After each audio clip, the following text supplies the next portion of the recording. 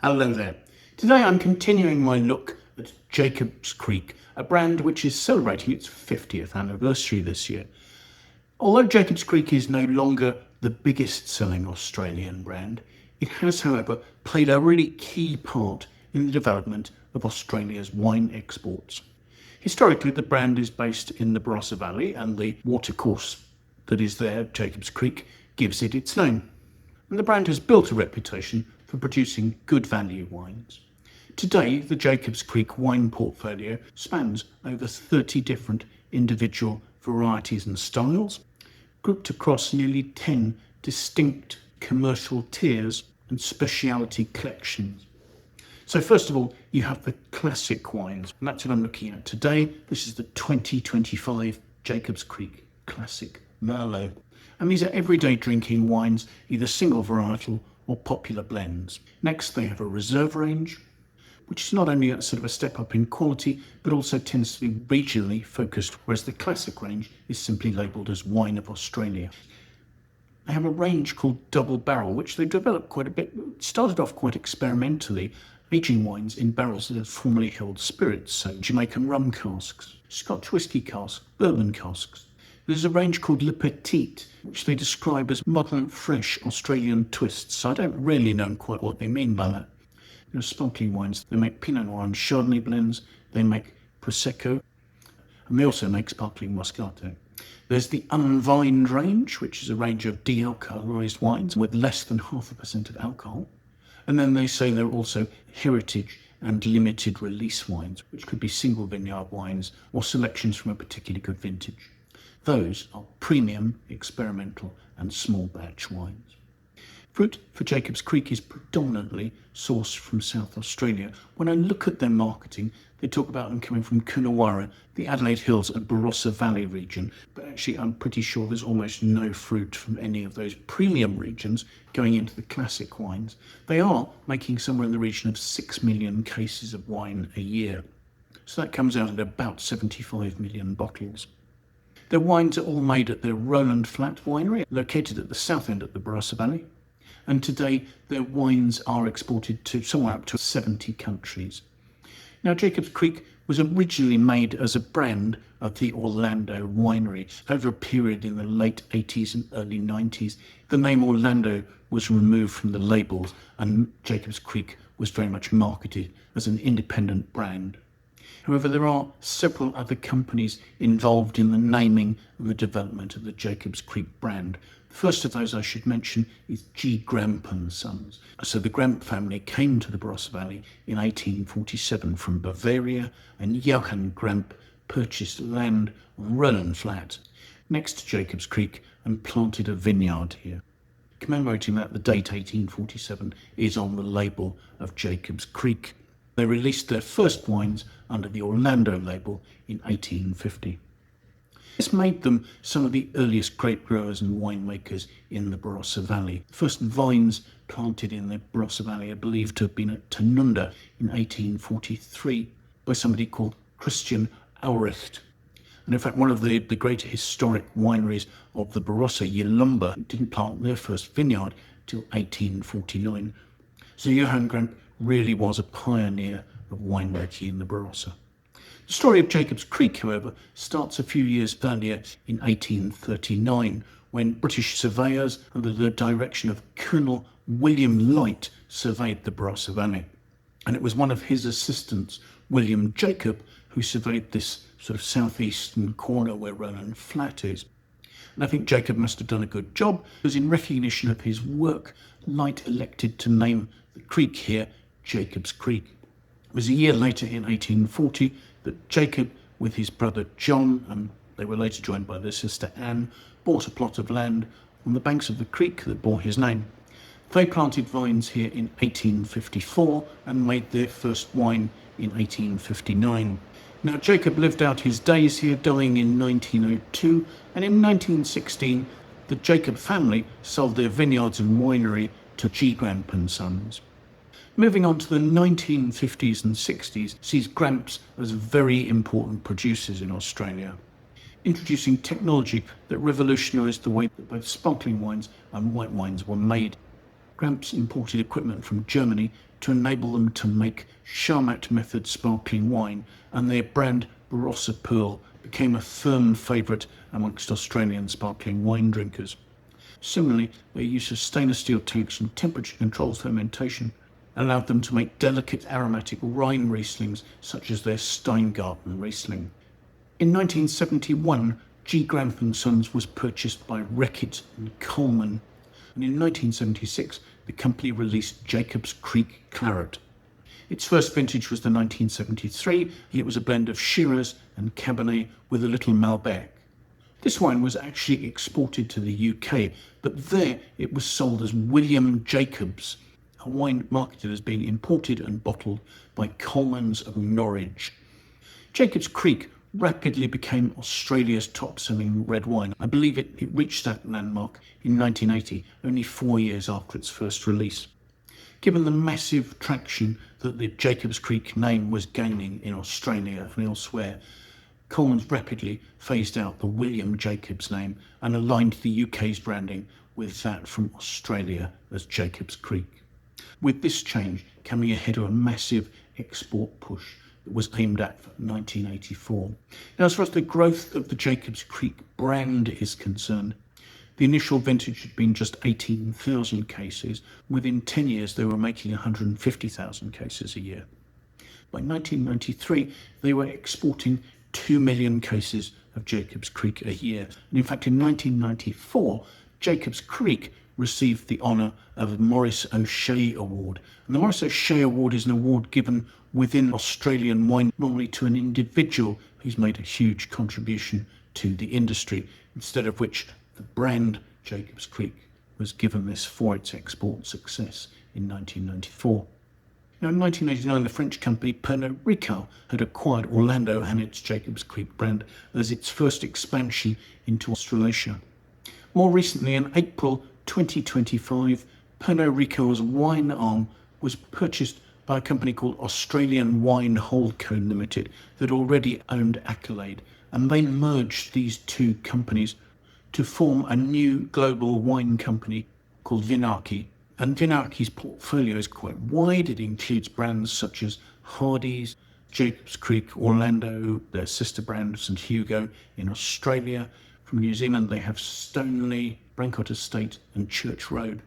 From South Africa, they own Flagstone and Cremala, and then from Spain, they own brands such as Campo Viejo, Isos and Tarsus.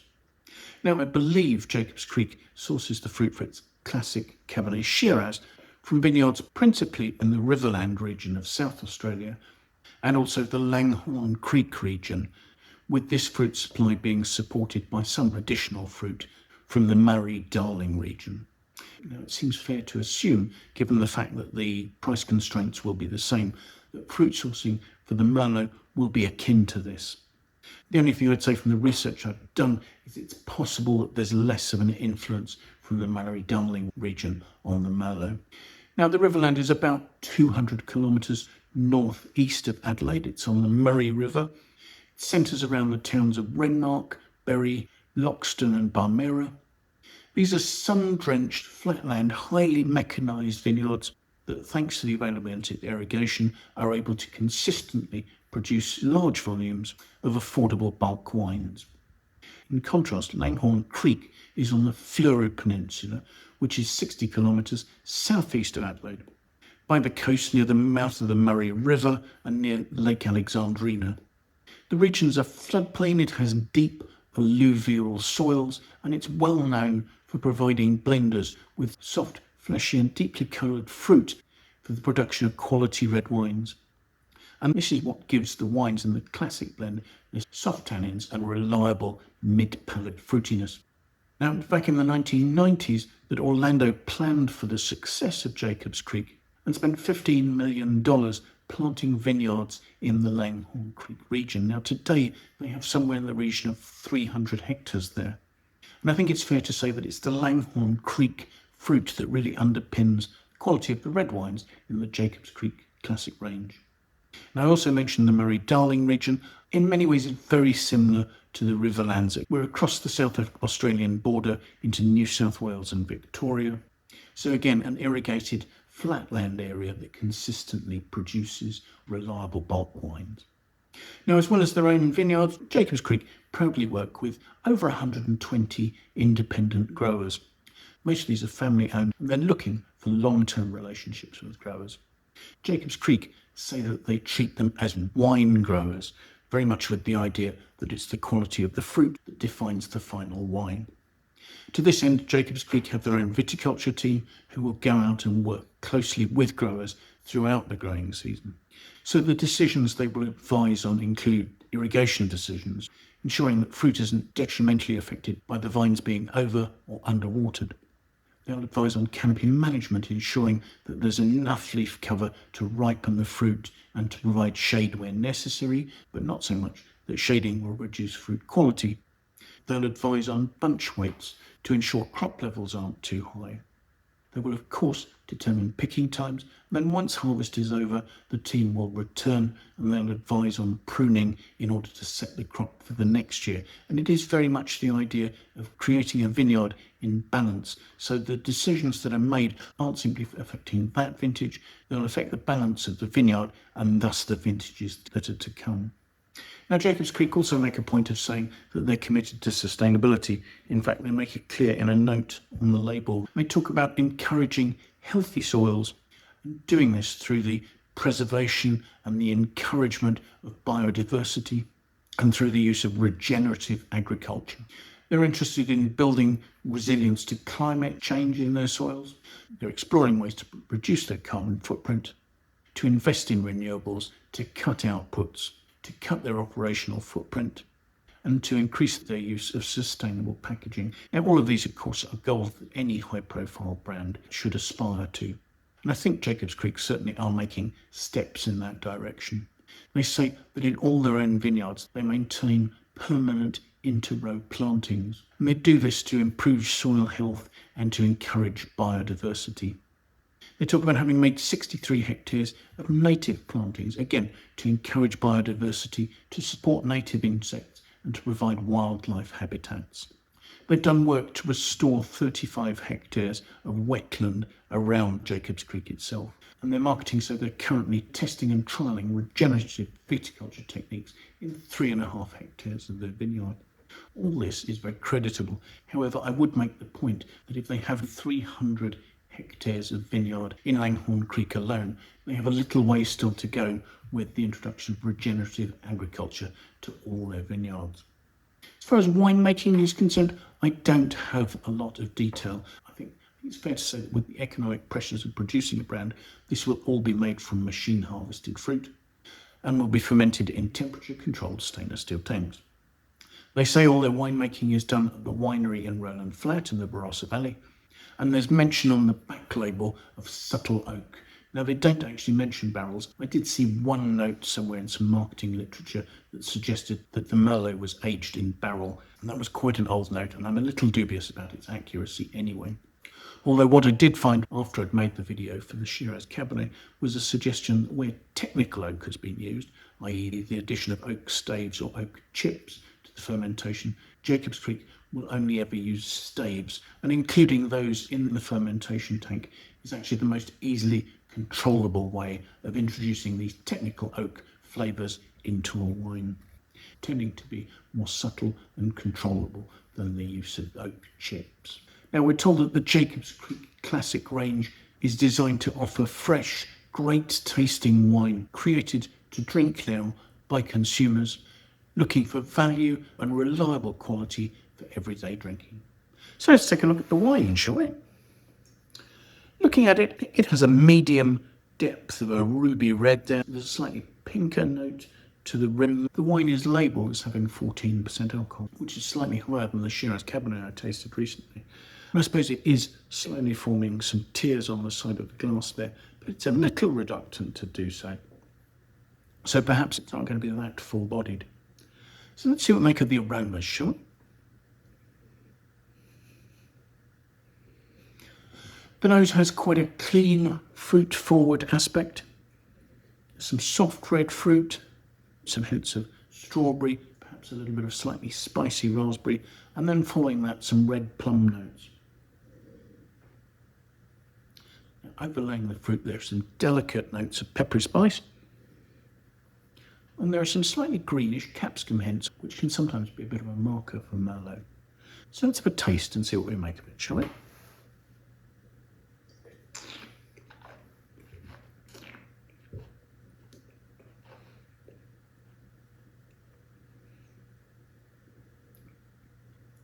The wine is a mid-weight. There's quite a nice fresh acidity coming through there. There's a good intensity of soft red fruit, which very quickly becomes a sort of red plum note. It's got a bit of a bite. There are some hints of that green capsicum nature just around the edges of my palate where I'm salivating. And there's quite a nice red plum bite. The alcohol may be adding just a little bit of warmth to the back palate. That may just slightly be emphasising some tiny delicate touches of cedary sweet spice. But the mid-weight palate really is being dominated by plummy red fruit. There's that overlying capsicum note. But then actually as it develops in my mouth across the back palate, there are also some slight hints of a sort of a licoricey, richer dark fruit, which carries on to a finish which has some fair length. There's some nice freshness at the finish, which leaves you with notes of lively, delicate, fresh red plum and a hint of strawberry. In terms of quality, given the fact that this is not an expensive wine, I'm actually quite impressed with this. With plumminess and capsicum notes, it shows some of the characteristics you expect to see from Merlot as a variety. The alcohol isn't overpowering the fruit. The structure is smooth and supple. I haven't really commented on the tannin. There isn't an enormous grip, but the wine does have weight on its mid-palate. So it's not completely devoid of structure. It lasts quite well, and there is a clean, fresh finish. In terms of a score, I took a look at the Wine Searcher aggregated critics score. There isn't actually a score as yet for the 2025 vintage, but across all the vintages there's a score of 86. I think this is a wine that slightly exceeds that. I would suggest that maybe this is worth 87. I've tried a number of the wines of Jacob's Creek, and in general I've found that they're well made. I'm pleased to find they don't have a retention of some sweetness in them to try and make them more palatable. They don't have a harshness that needs to be covered up by doing that. And they do seem to offer enjoyable, everyday quality at an affordable price. To that end, I will leave a link in the notes below to the Wine Searcher webpage for this vintage of this wine, so you can see if it's available near you and you can see at what price it's available in your market and make your value for money decision based on that. But personally, I've once again been pleasantly surprised by the quality of a wine from the Jacob's Creek Classic range. So thank you so much for joining me. I do hope you found this tasty of interest. I would love to hear what your experience of Jacob's Creek and their wines are, if it differs from mine. So do please feel free to use the comments box for that with any questions or comments you have. If you have enjoyed the tasting, it would be great if you could leave me a like.